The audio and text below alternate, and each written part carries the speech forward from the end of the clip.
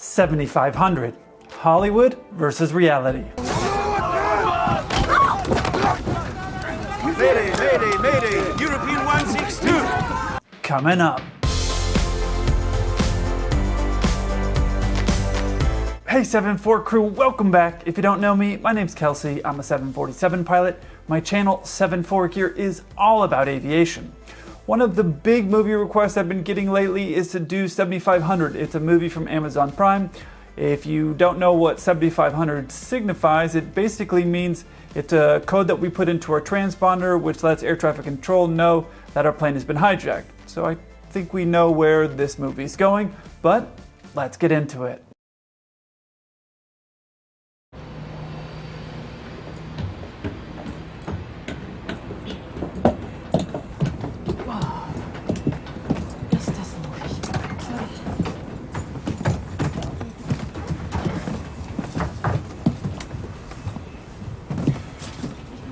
Tobias, you want some water? No, thank you. Nathalie, wo ist das Wasser? Was brauchst du? Oh, ich hab's gefunden. Gut, okay. Okay, ja. Erstmal.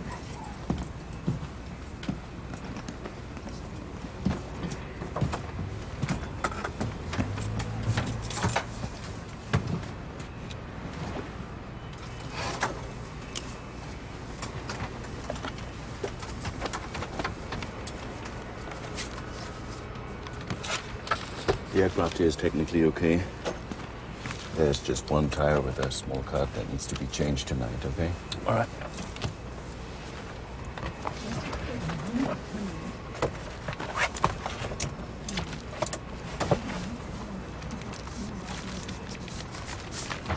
The tempo and the interactions here that they're showing is really what it's like when you show up to the plane to start the trip, including the part where the captain's unable to find the water. I've talked about this with flight attendants. The water and things in the galley tend to move around, and it's not an area where we're 100% familiar with where things are supposed to be at. So it is true that there will be a situation where the pilots are unable to find the water. That's actually very accurate. Something that is a bit surprising, and I wouldn't necessarily say that it's Hollywood, but the fact that the FO is pulling out paper charts. Paper charts is something that we did have back in the day, but they're not going to be in the clear folders that you see on here. Those sleeves would create a massive, massive book if you were to carry them around all like that. This up here is an example of what the book actually looks like. It's just a bunch of loose leaf papers. If they were to sit in those sleeves, it would take up a massive amount of your bag. In most every airline now, everything is on your iPad, which is great because with these paper charts that you had to do, you had to update them every time a new approach came in. You had to get rid of the old ones and put in the new ones, and it was a pain to update them. So now all you gotta do is hit one button, it refreshes, everything is there, and it's great. I love it. That's the other thing that is not very accurate as far as for the time period, 2020. I don't know any airlines that are only using paper charts right now, but I guess it's possible, so I wouldn't go so far to say that that's Hollywood. So far, this is actually very accurate. Let's see what's next. You know what I mean? Yeah, it's gonna be okay. I know. Oh shit. I'm sorry. Babe. What did you do? Babe. What? What did you eat today? What do you mean? Kiss me.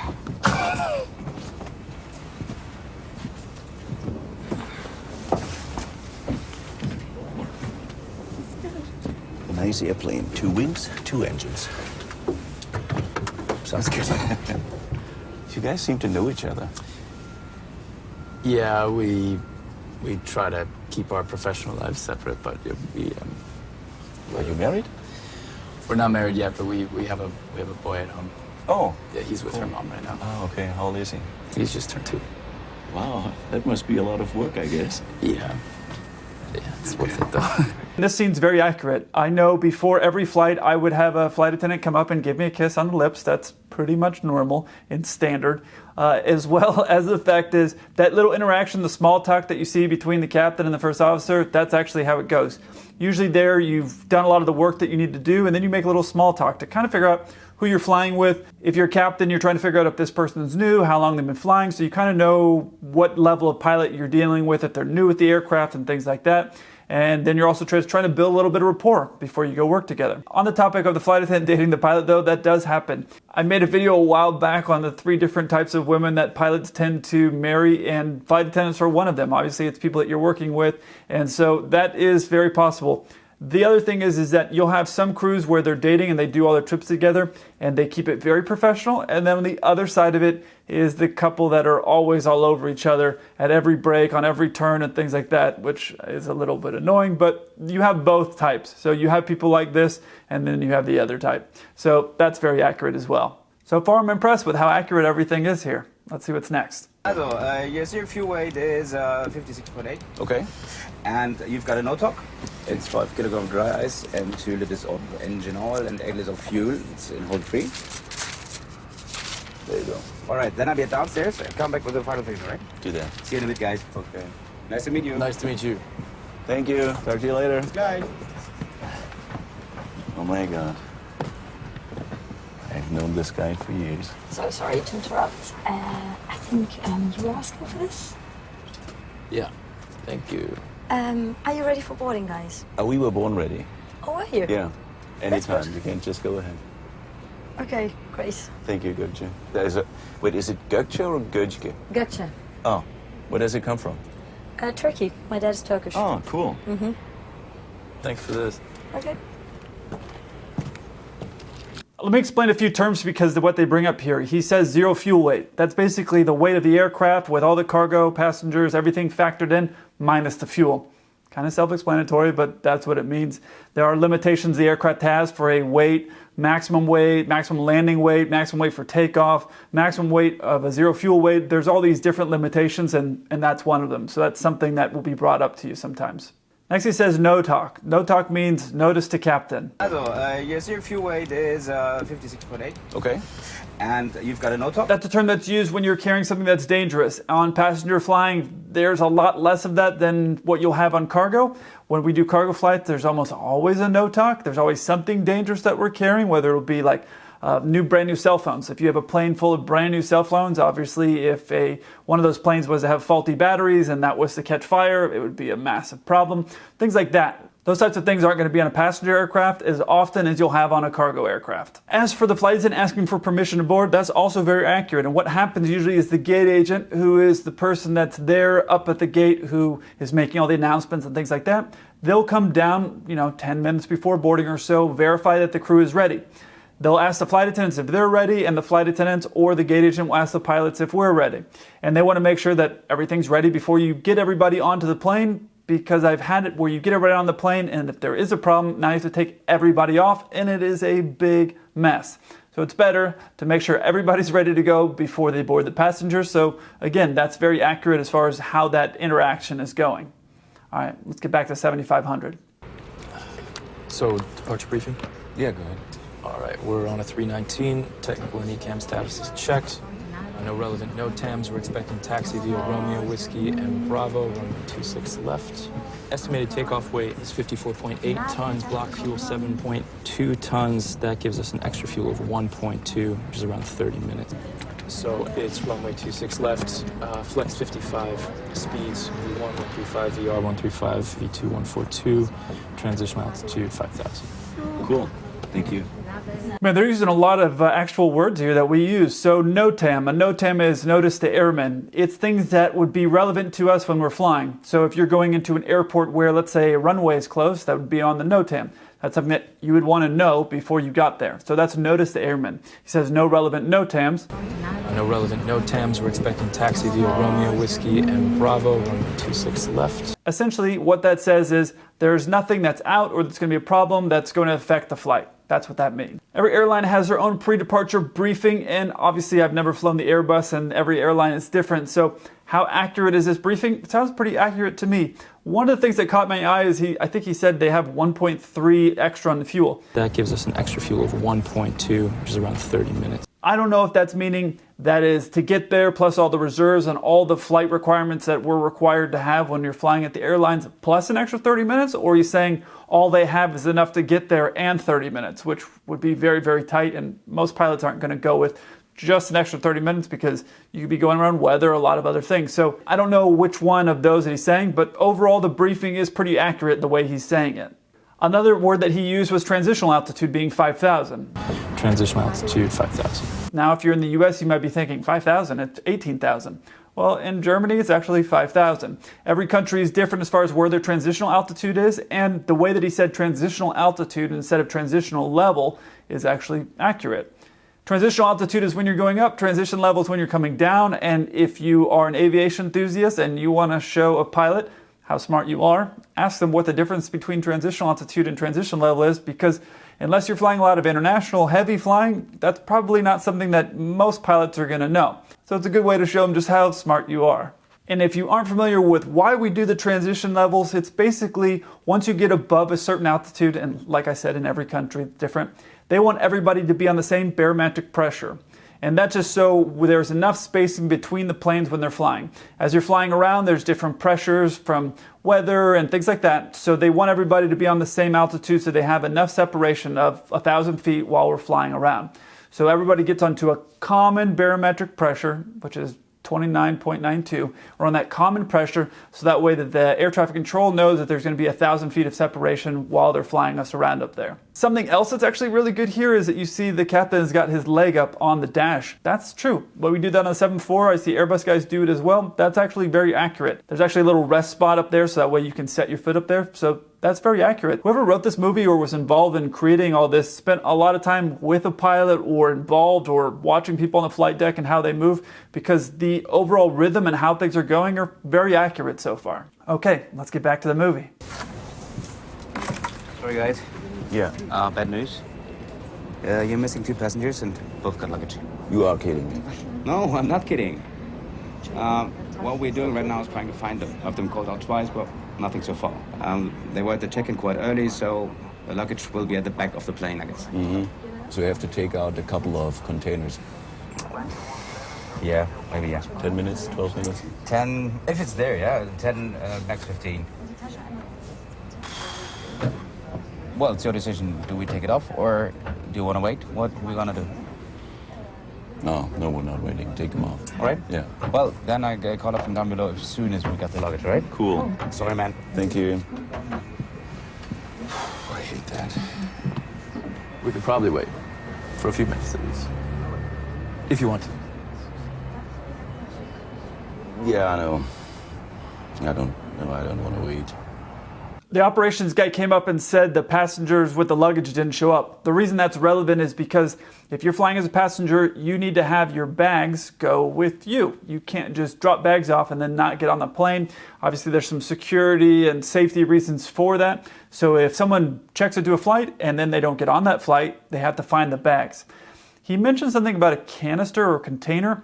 I'm not familiar with the A319 as far as for how their loading baggage works for this airline in particular, but generally you're not going to have a canister like you'll have, like you've seen on some of my Instagram photos where you see those canisters with the bags and stuff inside them. Usually you aren't going to have that in a situation like this. They're going to be loaded individually. So it is a pain to find them, but he's talking about containers and canisters like you're imagining on a 7.4 or a freighter, where they're going to take it off like that. That seemed a little bit strange, and it could have just been the wording, or maybe some of the airlines in Europe do that, but most of the airlines in the US don't.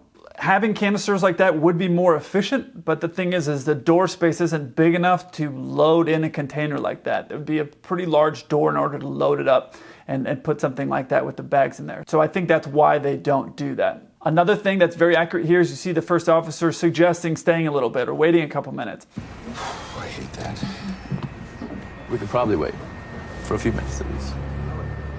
The way that he does it is actually pretty accurate, because you understand that at the end of the day, the captain is making the final authority and making the final decision, but you might want to just give your input. And so he's saying it in a way which is basically, hey, I'm okay to wait if you want to wait. And the captain's saying, no, I don't want to wait, which is pretty standard. People are trying to keep all their flights on time, and the airlines are usually doing that as well. So he's saying pull the bags, which makes sense, and that's what I would do in that case. Pull the bags because it's going to take a few minutes to find and pull those bags. If you pull them and the people show up, you can just throw them back in. If you wait 10 minutes until they show up, you're never going to be able to get them off on time, and now you're going to be leaving late. So His decision and thought-making process is pretty good right there. All right, let's get back to the movie. Okay, guys, we're fine now. Boarding completed. Okay, Have a nice flight. Bye-bye. See you later. See you later. I'll be with the passengers real quick.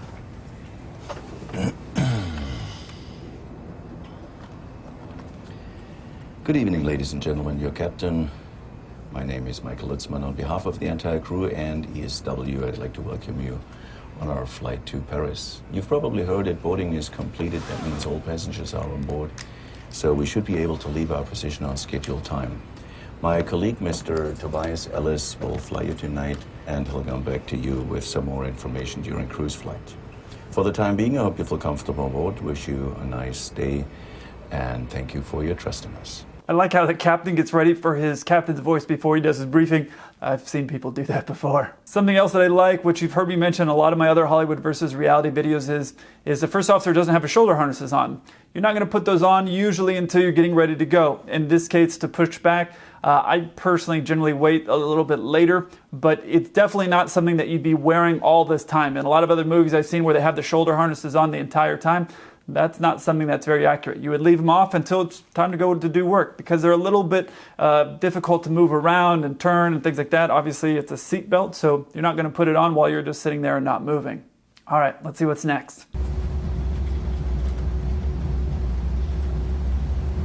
European 162, contact tower 124525. European 162, 124525. Thanks, good night. Tower, good evening. European 162, ready and seat. European 162, good evening. Hold short, runway 26 left. Expect turbulence during departure. European 162, hold short, 26 left. Before takeoff checklist. Before takeoff, flight controls. Checked. Checked. Flaps. 2.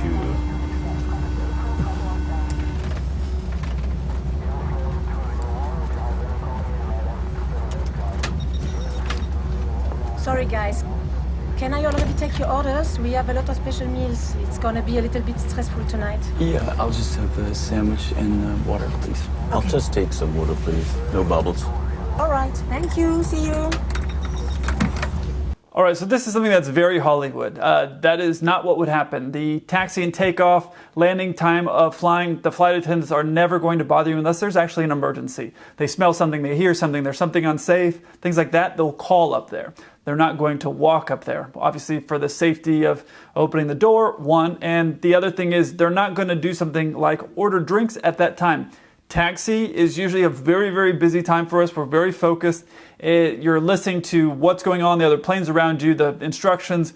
It's honestly sometimes more stressful taxiing around some airports than it is flying the plane because there's so many different taxiways that are moving around, planes. You're going behind one and after the next one. So that's not something that would ever happen. They will call if there's something that needs addressing, passengers fighting or something like that. But otherwise, they're never going to bother you until you're through 10,000 feet. That's the whole sterile cockpit rule. They have the same thing, and that's how they treat to us. Now, it's something that we tell them, and I usually tell them, hey, if there's a problem, like a real problem, the door's always open, meaning call me, don't walk up here, but the door's always open because you want to let them know if there is an issue to let you know. Don't let them sit on it. So there's that. All right, let's see what the last scene is. Looks like we're past the bad weather, huh? You want to switch the seatbelt signs off? Yeah, go ahead. Yeah? Okay. Seatbelts auto.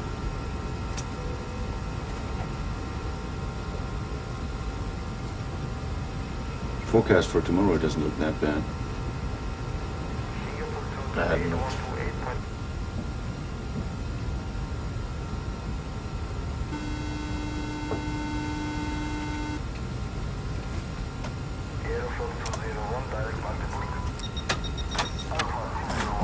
So, guys. Mayday, mayday, mayday! European 162!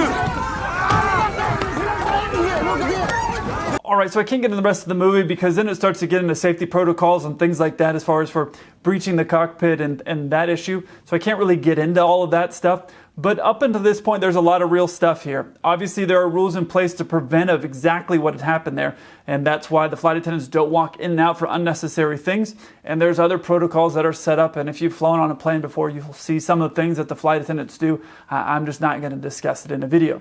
But it's basically designed to prevent that exact situation from happening. Something else that was very accurate is the first officer and the captain discussing about taking the seatbelt sign off. That's good for creating crew resource management, and that's just good overall. The movie 7500 wasn't based off of a true story. If you want to see a movie that was based off of a true story, check out the American-made Hollywood versus reality that I did starring Tom Cruise. If you haven't seen that, I'll put a link to that video right here. I look forward to hearing from you. Until then, keep the blue side up.